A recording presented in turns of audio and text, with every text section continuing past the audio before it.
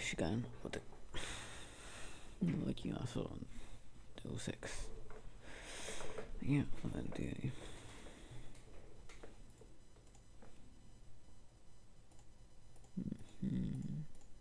settings olla typ sillä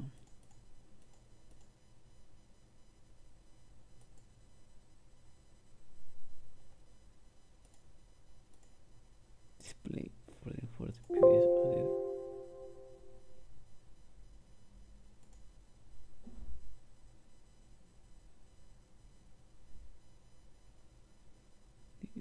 Music off.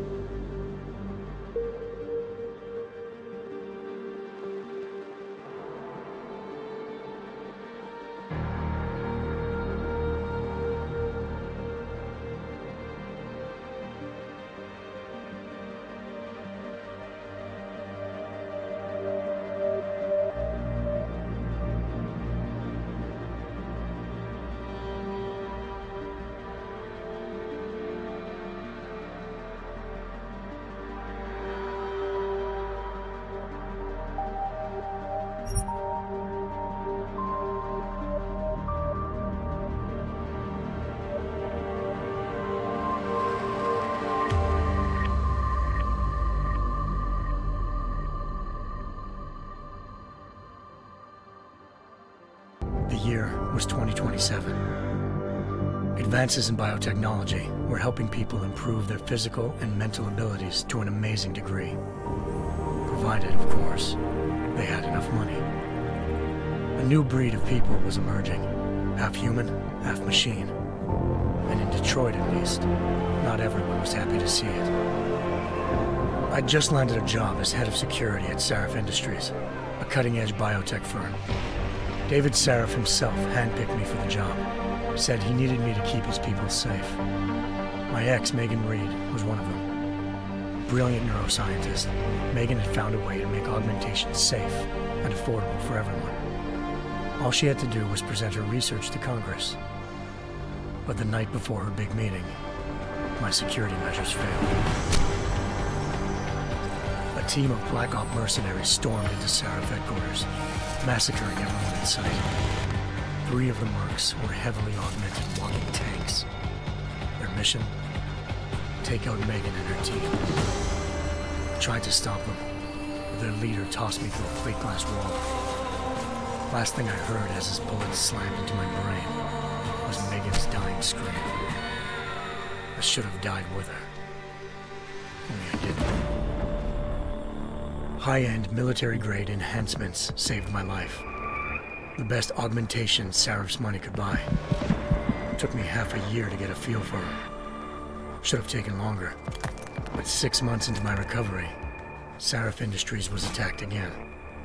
This time, by a radical group of pro-human purists. Violent, militant, and fanatically opposed to human augmentation. They claimed to be members of Humanity Front, a non-profit organization that wanted the UN to limit biotechnology research.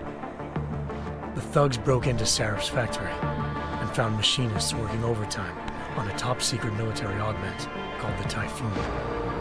Sarif sent me to retrieve it, and when I did, I found one of the so-called purists next to it, wired with cerebral implants, trying to download its classified specs. Obviously, something more was going on. The Aug killed himself before I could question him. Sarif ordered me to dig deeper, so with the help of Frank Pritchard, Sarif's head of cybersecurity, I did. Turns out a second hacker had been controlling the Aug's actions from somewhere off-site. Pritchard and I tracked his signal to a secret FEMA internment camp in Detroit. The Black Op mercenaries were there. The same mercs who'd left me for dead 6 months before. Figured they'd try again when they saw me. Wasn't so easy for them this time. I took out the tank named Barrett, even got him to give me a new lead. A penthouse apartment in China. Of course, we both knew it would be a trap in the end.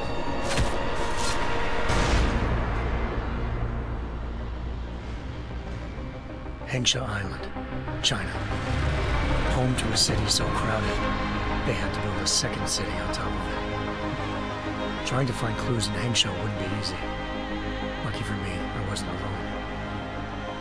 Farida Malik, Sarif Industries' ace pilot, had lived in Hengsha before.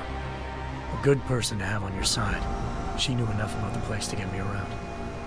Malik dropped me in the lower city, close to the penthouse Barrett had told me about. Bell Tower Associates, a private security firm under contract to the Chinese government, had agents tossing the suite when I arrived. Just not for the reason I'd been expecting. Turns out the man who lived there was a criminal hacker named Van Bruggen. The same hacker who'd been remotely controlling the Aug in Sarif's factory. Van Bruggen's panicked decision to force the man to commit suicide had been a mistake. Now his mercenary partners were gunning for him, and I needed to find him before they did. Locating Van Bruggen meant playing nice with the Triads, Hengsha's organized crime lords. They had the hacker holed up inside a low-rent capsule hotel. By the time I found him, Van Bruggen had no qualms giving up the woman who hired him. Zhao Yunru, president of the Taiyang Medical Corporation. According to Van Bruggen, Zhao wanted to monopolize the augmentation industry and had hired Black Op mercenaries to destabilize her competition. Sarif Industries was at the top of her list. To prove this, I needed to get inside TYM and grab a surveillance hologram off a server. I suspected Van Bruggen was hiding something when he told me this, but nothing could have prepared me for what I saw. Megan wasn't dead. She and her 4 best researchers had been kidnapped, spirited away somewhere while their kidnappers made it look like they were dead. Desperate to learn more, I confronted Zhao in her penthouse. She claimed to be a pawn in a bigger plan, and hinted at a group so powerful it controlled global interests at a whim. Then she slipped into a panic room and hit the alarm, forcing me to make a very quick exit. I figured Zhao was lying, but part of her confession made sense. David Sarif had been worried about his people. So worried, he'd required all of them to have subdermal locator devices surgically implanted. The GPLs would have been broadcasting the day of the attack. But Zhao said a single call to Picus, the world's leader in global 24-hour satellite news, had turned those signals off. I needed to fly to Picus headquarters in Montreal if I wanted to learn more.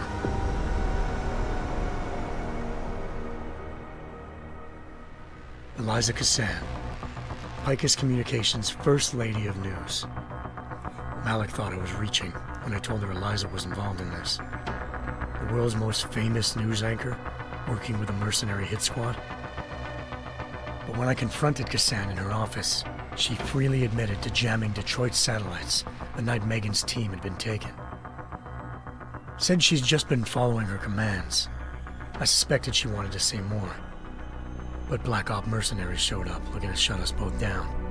And just like that, the Eliza I'd been talking to disappeared. The mercs were led by an augmented killer I'd crossed paths with twice before. Fedorova, a woman who'd made silence her best friend.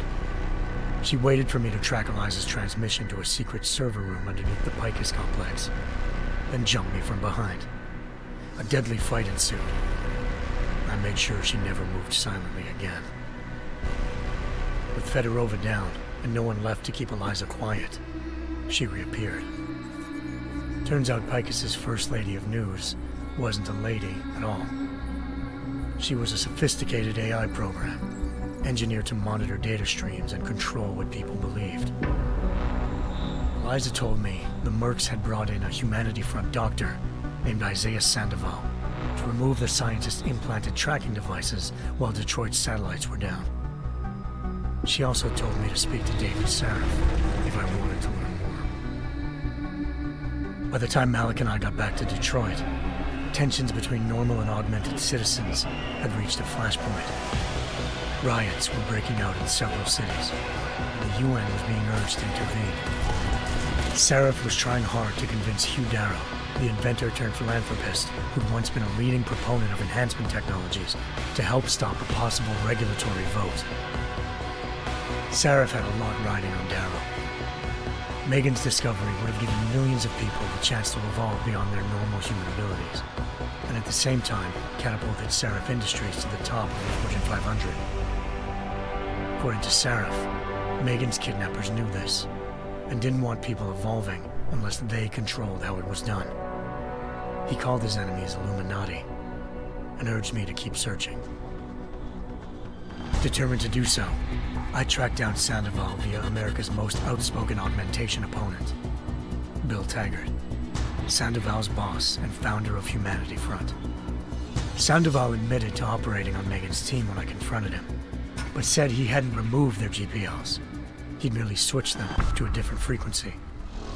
Pritchard was able to trace one of the signals to China. Malik and I immediately took off in pursuit. Unfortunately, the Illuminati were one step ahead.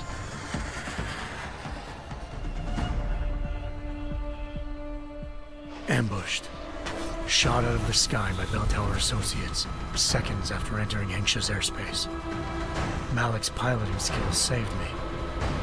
After a tense and bitter struggle, I escaped into Lower Hengsha. The tracking signal I was following led straight to the Triads, or more specifically, to the augmented arm of Tong Si-hung, leader of a gang of augmentation harvesters. Tong said they'd taken the arm off a corpse, which Bell Tower had left at their door, meaning at least one of Sarif's scientists was dead. Maybe not the rest of them, though. Tong pointed me to a port used for human trafficking and helped me slip aboard a Bell Tower ship. It was sailing to Rifleman Bank Station, a military base in the South China Sea. Bell Tower was holding kidnapped civilians as prisoners there, and using them to perfect the Hyron project, a human-computer interface that left most of its test subjects dead.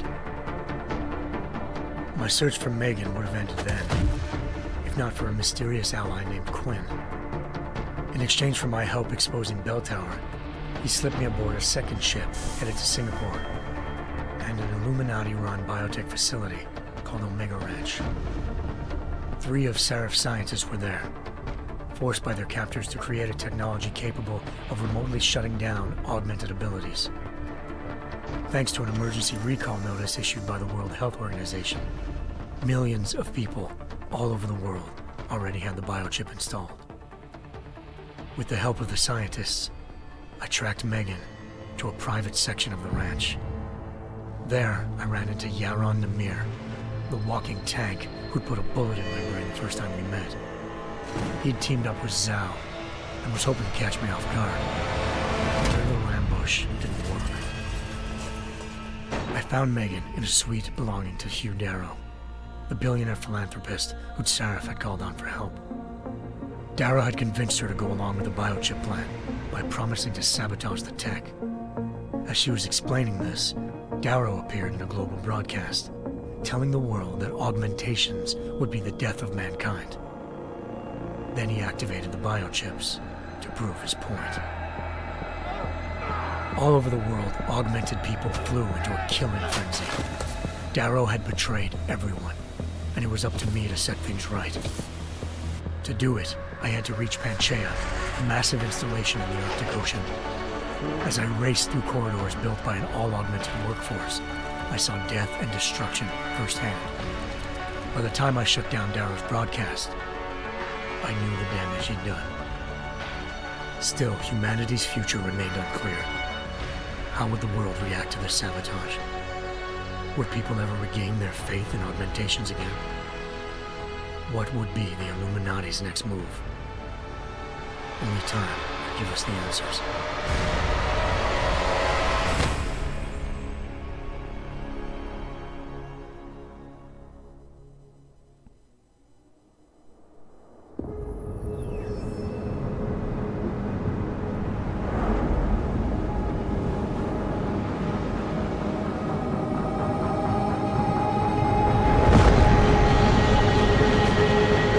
I once thought I could save the world.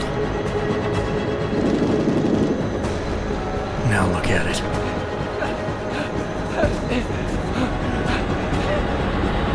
In yet another augmented terror attack, 251 passengers aboard Sister Airlines Flight 451 were killed when an augmented passenger broke into the plane's cockpit and ruthlessly butchered its flight crew.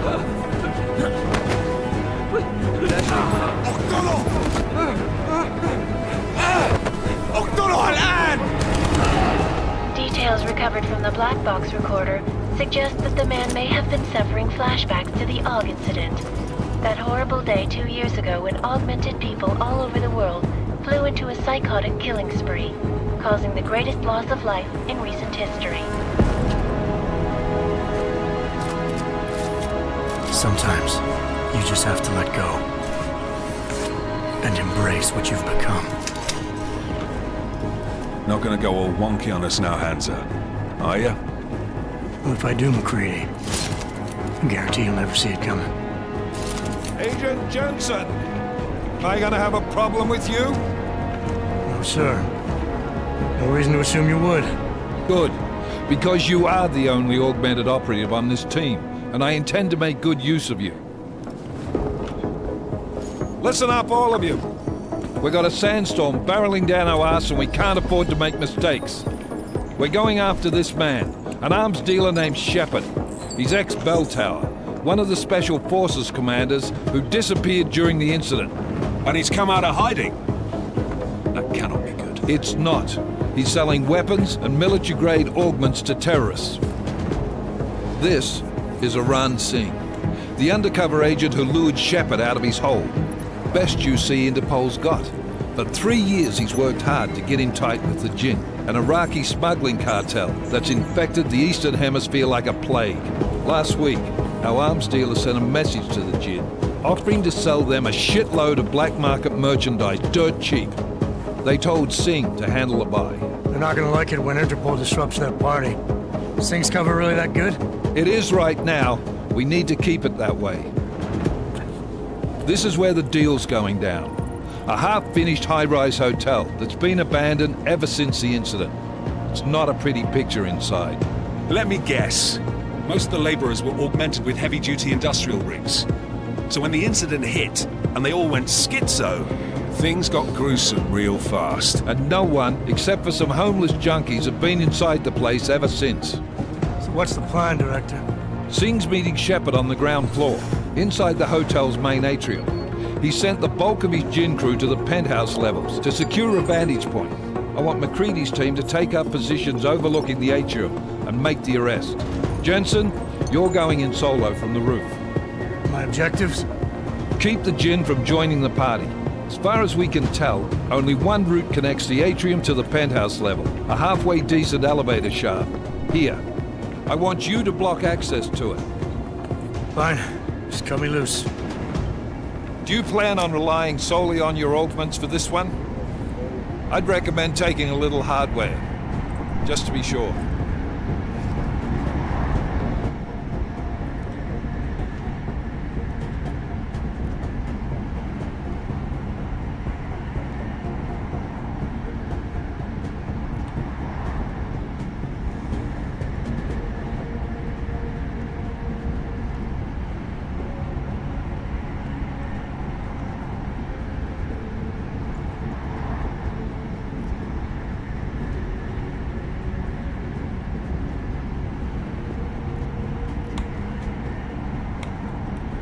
not leaving my 6 exposed. Give me something lethal. Your call, but Singh's undercover in all this. So watch your fucking sights. What about range? There's lots of wide spaces and high ceilings in there, but a number of tight and constrained rooms too. So it's a crapshoot, really.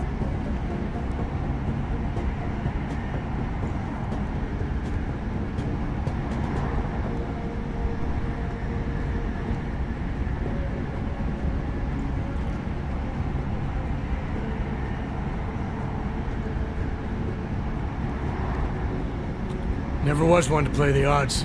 Give me something I can use up close. You got it.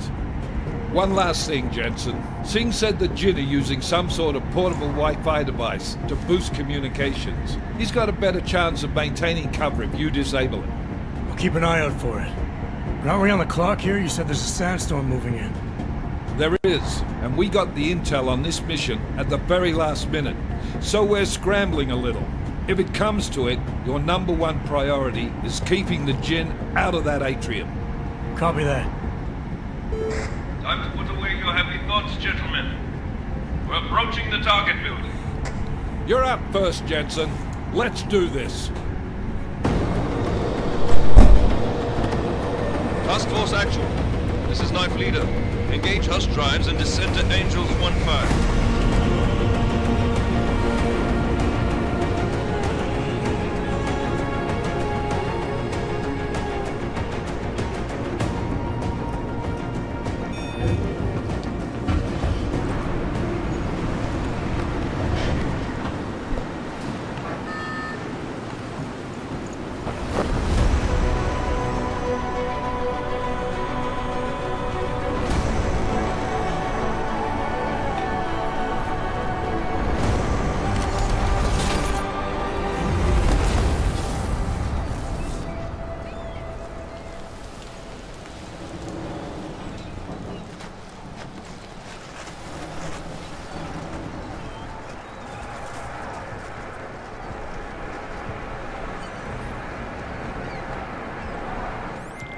Team leader, this is Jensen. I'm on the roof. Solid copy.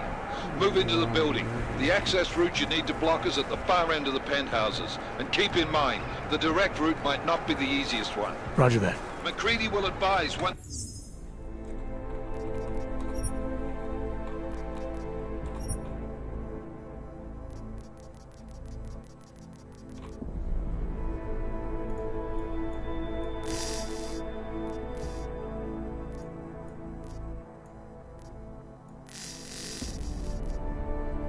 Machine hat nicht so Lockdogs,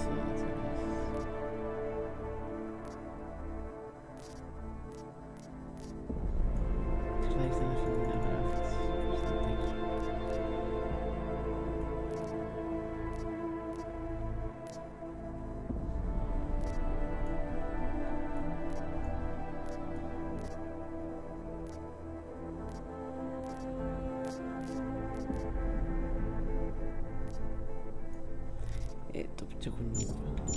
Chief team is on the ground. Miller out.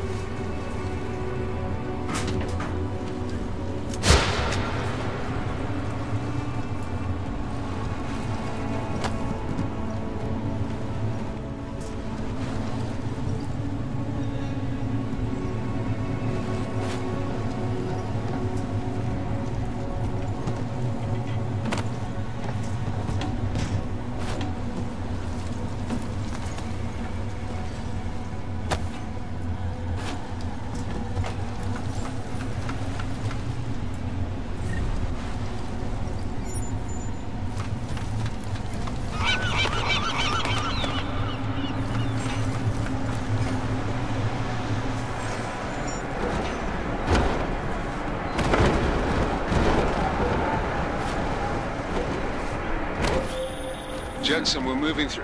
Oh, fuck! What's wrong? The Jinn have got a few Jennies up and running. Gonna have to hack keypads. You should enjoy it, McCready. They have colors and shapes. Just remember, red means bad. Fuck you.